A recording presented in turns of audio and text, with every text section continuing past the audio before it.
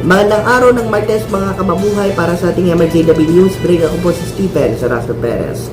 Inanunsyo ng pamunuan ng SB19 ngayong Martes na mag-oorganisa ang kanilang hanay ng isang fan zone para sa mga dadalo ng simula at wakas kick-off concert na mangyayari ng Mayo 31 at Hunyo 1 sa pamosong Philippine Arena.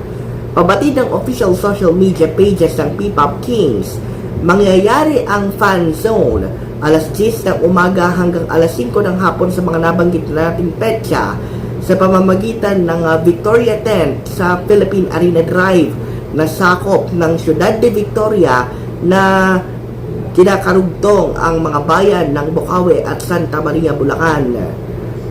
Layunin ng naturang fan zone na hindi lamang magkabuklod-buklod at magkakilalahan ang mga SB19 fans na dumayo pa mula sa iba't ibang lugar ng Pilipinas, kundi magsilbi rin itong pagkakataon upang mabigyan sila ng mga sorpresang freebies at giveaways para naman masulit ang kanilang effort na mag-ipon at bumili ng tickets para lamang masilayan ang kanilang mga iniidolo.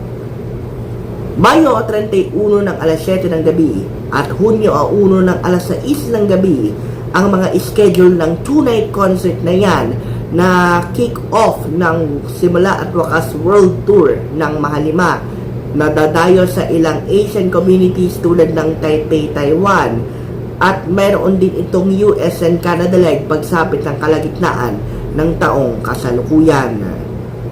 Para sa iba pang mahalagang balita at informasyon, bisitahin lamang po ang aming social media platforms.